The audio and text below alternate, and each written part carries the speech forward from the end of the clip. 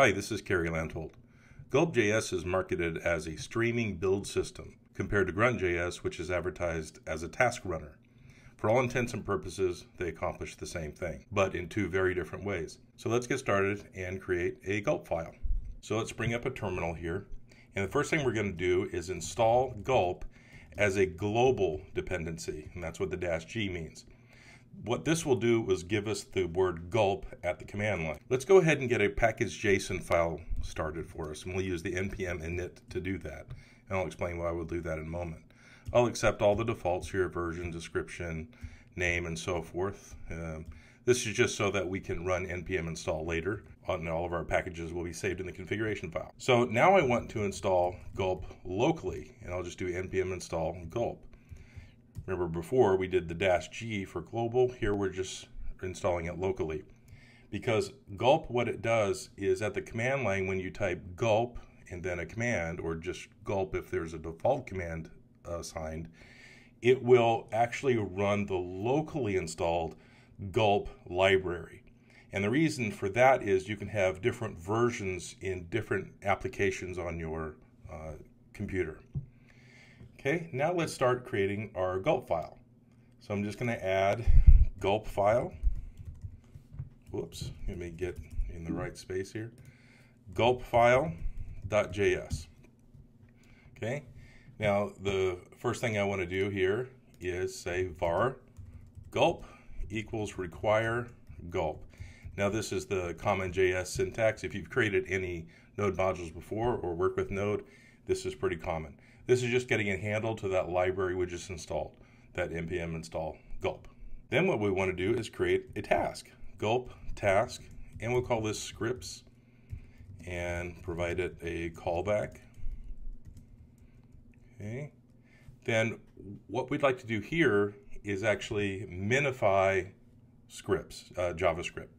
So let me save this, and I'll create a source folder which just contains a few scripts that we're going to minify. So I'll call one first.js, and I'll give it just some boilerplate code that we can see if minification is working.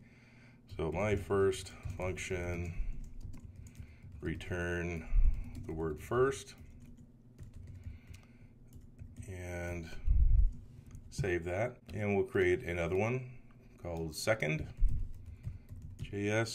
And we'll do the same thing. Second, I'm putting some comments in here because minification usually removes those, and that will test that it's working properly. Okay, so return second. Okay, so we have a couple scripts there. And we've created our first task called scripts, although this isn't going to do anything yet. What we need is the ability to minify, because that's the task we're after right now. One of the nice things about Gulp is everything is really just a plugin. So we can install npm install gulp-uglify, which is a really common minifier. So we'll get that in our system. Oh, something I did forget to do is I meant to install these with the --save dev suffix. So notice our package.json file doesn't list those dependencies anywhere. So let me actually reinstall those. This isn't necessary, but it's nice to have it. I can delete the Node.js folder and rebuild it really quickly. So I'm going to do save dev, and watch what will happen in this file here. Right here, dev dependencies gulp. Okay. Now I want to do the same thing with our gulp-uglify, save dev, and gulp-uglify showed up. One thing you'll notice here is this caret. Now this is kind of started semi-recently in npm. What that caret does is it says, hey, anytime I'm installing these dependencies, look for anything following 3. So that means 3.9, 3.10, whatever it is, it'll install that latest one. But it won't install anything above 3, like 4.0, 4.5, 5.0, and so forth. Many npm packages follow the semver, semantic versioning standard. And what that says is this first digit here, the major, second minor, third, a patch, or for bug fixes. So if this goes to 6, they're just fixing a bug, and that's fine. Bring me 3.8.6. If they're adding new features, and this might go to 3.9, so it'd be 3.9.0, no problem. I can take advantage of those new features, or I can disregard those. But as soon as this first digit changes, goes to 4, for example, that means I have some work to do to be able to use that version of the library, because they've introduced a breaking chain. One thing you'll notice here for Gulp Uglify, for example, is it's prefixed with 0. Really, all bets are off at this point. You can't trust Semver in this case. It's in active development. There isn't a 1.0 release. So what I always do is say, okay, I can't leverage the carrot, meaning give me, in the case of Gulp here, 3.10, 3.12, 3.100, whatever, and accept it. I'm not accepting that any introduction of a change here is going to be compatible. So I'm just going to say exactly 0.3.1. That's just my personal convention there. Okay, so opening up the node modules folder, you'll see we have both Gulp and Gulp Uglify. Okay, now that we've installed Gulp Uglify, we can use it. So I'm going to do the same thing as we did with Gulp, and I'm going to say Uglify equals require Gulp dash Uglify. Now we can use it. The first thing you'll do in Gulp when you're writing a task is to say what the source is. Now, what this really is where are the files I'm about to work on. So as we did a moment ago, we created this source directory with first.js and second.js. So I'm going to say it's in the source directory and anything with the JS extension. Then what we're going to do is pipe in a new command. And this is already beginning to look very different from Grunt. This piping is all about streaming. We're piping in a command that takes in a file provided by the prior command, in this case Gulp source. So we're going to pipe in our Uglify, which was this guy right here. We're actually going to call Uglify on it. Then we're going to pipe in a Gulp command, the one provided by the Gulp library, and we're going to call it destination, or rather we're going to use the destination method. And I'll say we'll throw that in our distribution folder or directory. In fact, you don't need the trailing slash. And let's save that. So let me go to our command line and type Gulp. And what you'll learn right away is Gulp will give you a little bit of feedback. It says task default is not in your Gulp file. It's right, we don't have anything called default. Now I could come here and write default and run it. And notice our dist directory, which we said right here, was created. And we have first.js and second.js. And they sure look minified. Remember, the comments are gone. We've got the contents on a single line. So both files were minified, uglified. So it seems to be working as we expected. Okay, but I don't want to call this default. I think I like scripts because this is all about our JavaScript files. So how do we execute that? Well, you can call it out explicitly, Gulp scripts, and that will run the scripts task. And you can see that it says starting scripts, finish scripts. And right there, it's telling you, well, that's kind of interesting. We started a task at some point in time and finished at a later point in time. Now, Gulp gave us a little feedback here saying it's 5.23 milliseconds. That's how long it took. But what's neat here is some tasks may start at near the same time as others, finish at different times, and you can go about writing your tasks and your whole build system really efficiently, leveraging the fact that things can execute at the same time. Let's add an additional command to this mix. Let's say we want to concatenate the two JavaScript files. We want to concatenate Minify. So like we did before, npm install gulp-concat, and I'll do save dev, so we get our updated package JSON file. Let me open that up and show you. So there we are. We now have our 3 dependencies there. Okay, so as we did before, var concat equals require gulp concat.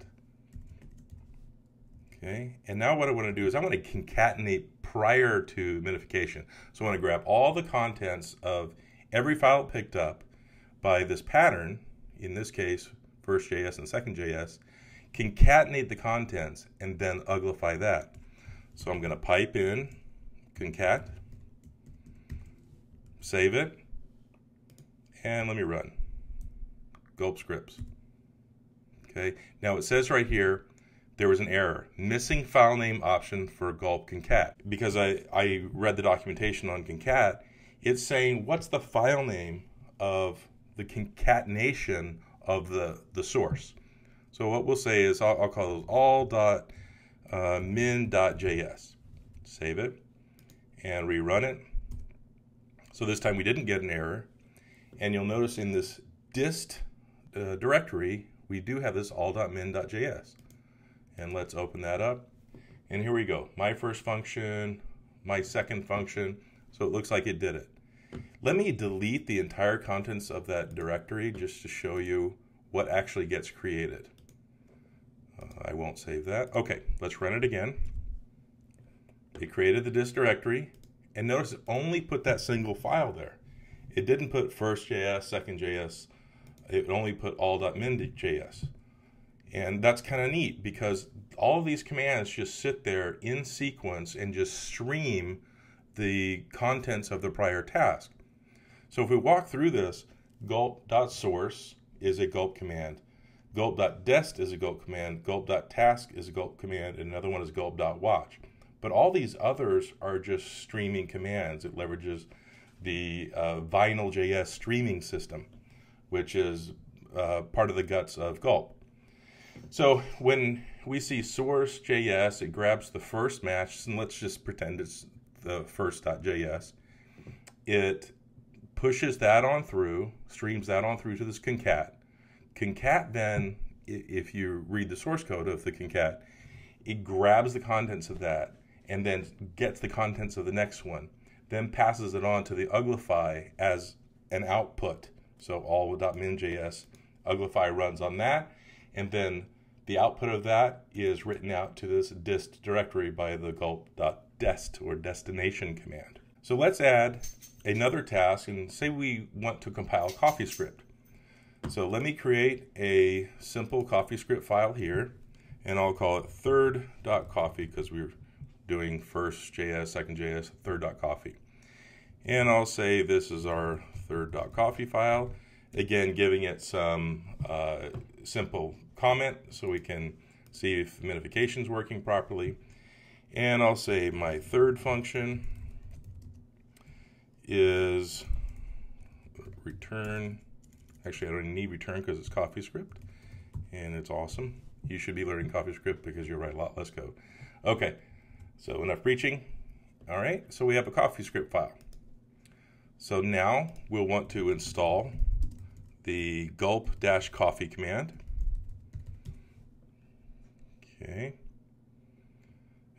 Oh, you know what I did? I'm always forgetting that save dev. Let me just do that again and force it in there. Okay, good. So now we'll get a handle to our coffee command. We'll require gulp-coffee. And let's say we want to convert our CoffeeScript files, coffee, and take that. So let's run gulp scripts. And you'll notice we get this long readout, obviously some problem here. It says reserve word function, something bizarre. Well, if you think about it, that really is to be expected.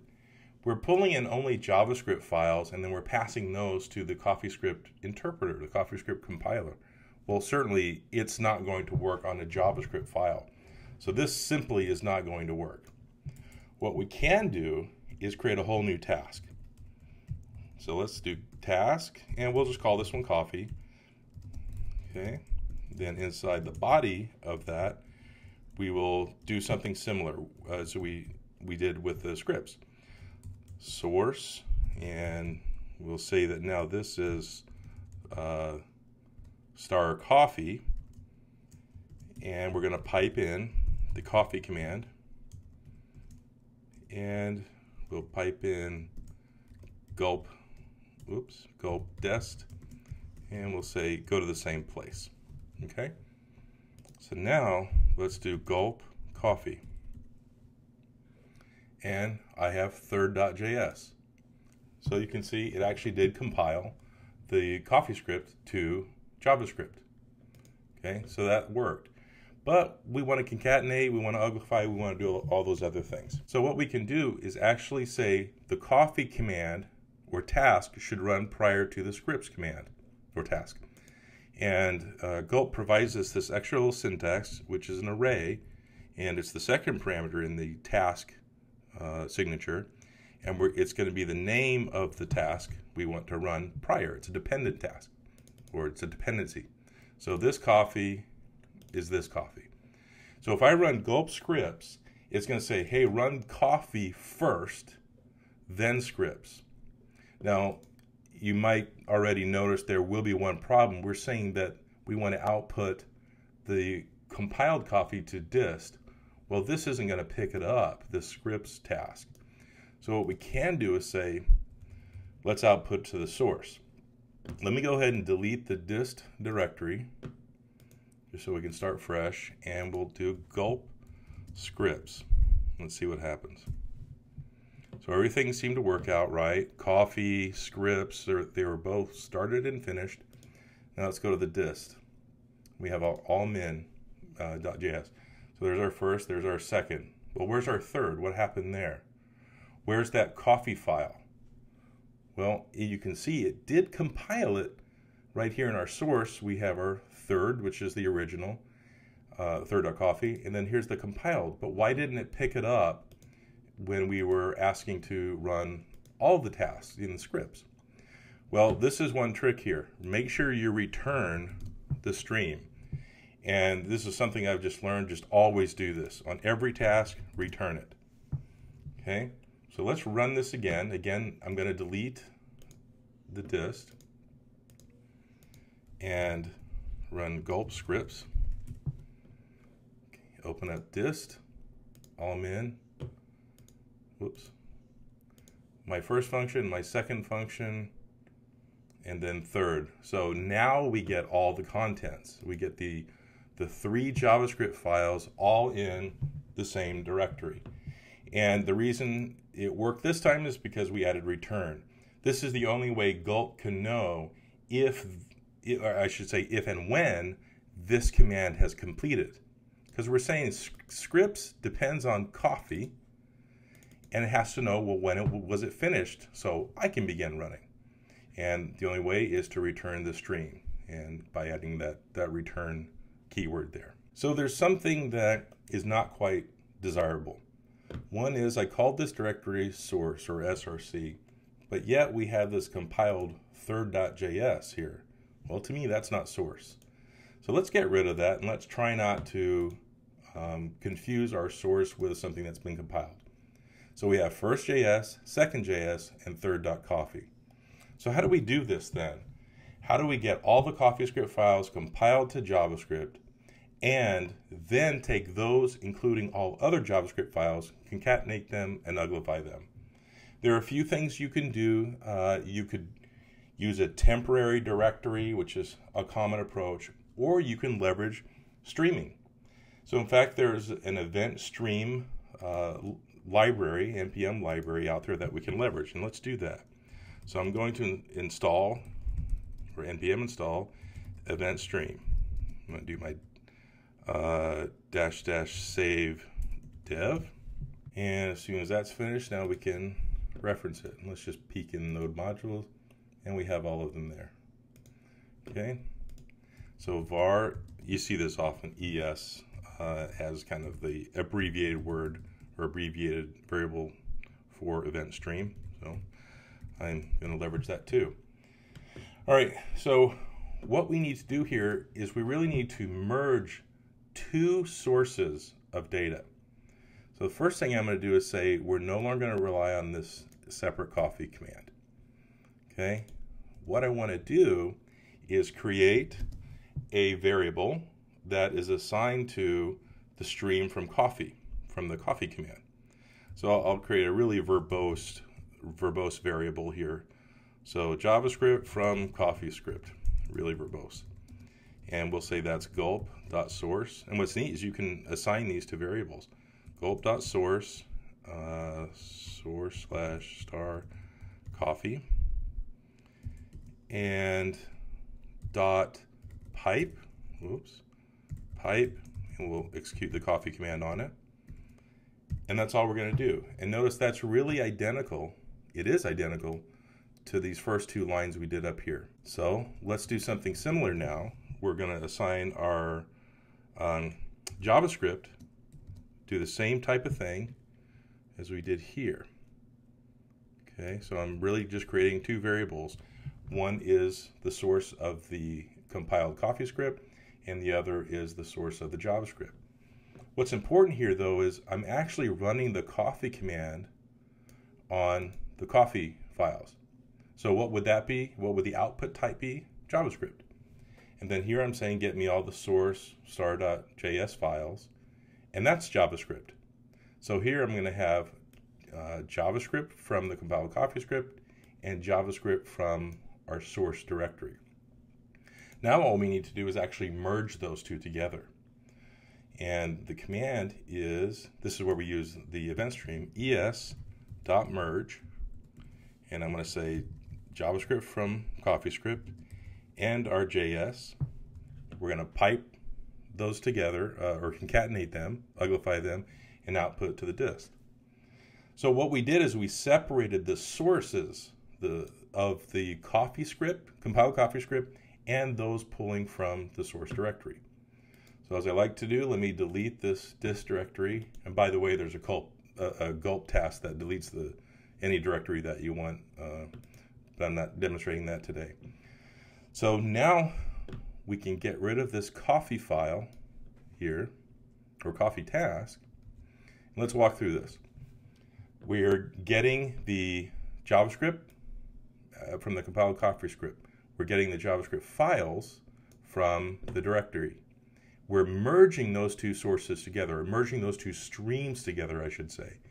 We're concatenating them in this file name here, all.min.js, uglifying them, or minifying, and outputting to the dist directory.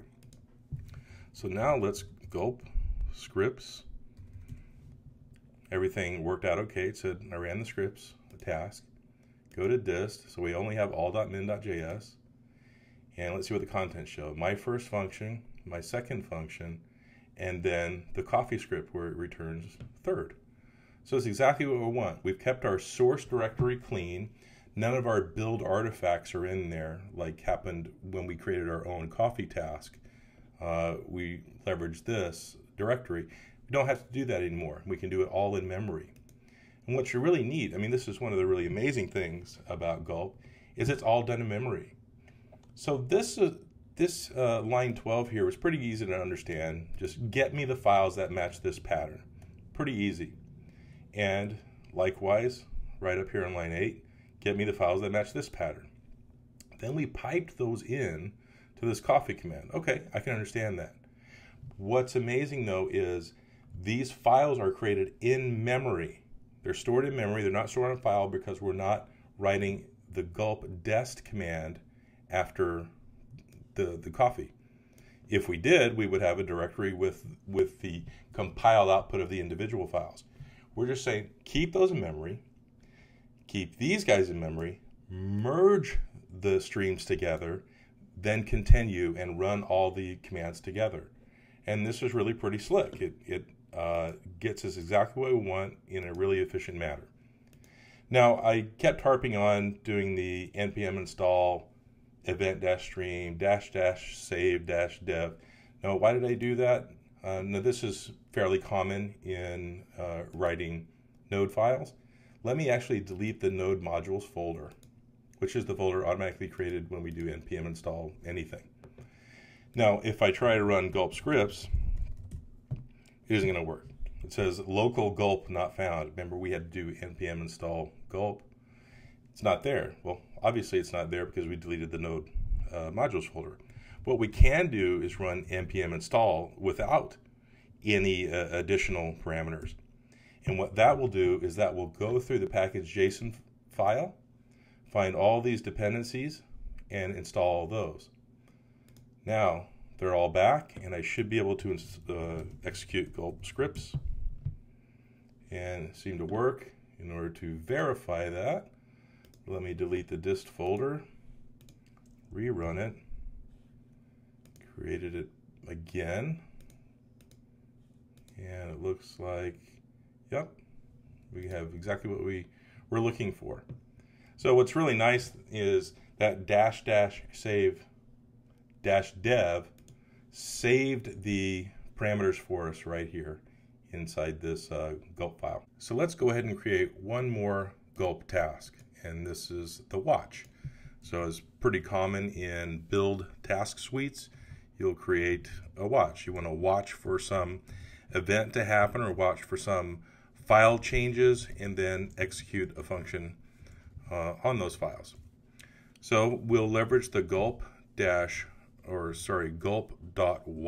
method. In this case, we want to pull in our JavaScript files and our CoffeeScript files, and whenever one of those files changes, we want to run the scripts command. We really want this to be triggered whether we create a JavaScript file or a CoffeeScript file, so we can leverage this syntax here. And you put those in the squigglies, the curly brackets, and then we're going to say we want the scripts task to run after that. So we've created a task called watch, and you can name that whatever you want to. And we use the gulp.watch method, and we pass it a file format to watch for. So in this case, src/star.js or coffee. So this is going to pick up anything ends in .js and anything that ends in .coffee. Then we want to run the scripts task. So let's go ahead and delete the dist directory. Let me close node modules just to make it a little easier to see. Let me save this, gulp watch. And you'll notice the command actually never finishes. It's waiting for something to happen. So let's go ahead and create a new file in the source directory. And I'll just call it fourth.js. And notice it actually ran. So watch, scripts, and then it's still in that watch state. So it actually ran one time already, and we have all.min.js, and that has my first function, my second function, and then that third file, which is our CoffeeScript file. So let's go into our fourth, and we'll say function, my fourth function, and we'll return fourth, and close it off and save it. Now notice the scripts function ran again. Let's go back to all.min.js and go to the beginning, walk through it. My first function, my fourth function that actually got compiled prior to my second function, and then the last one, which was third. So it looks like Gulp found them in alphabetical order. I don't think you can guarantee that, and it wasn't important here. So the order did not matter. This is Kerry Lanthal. Thanks very much.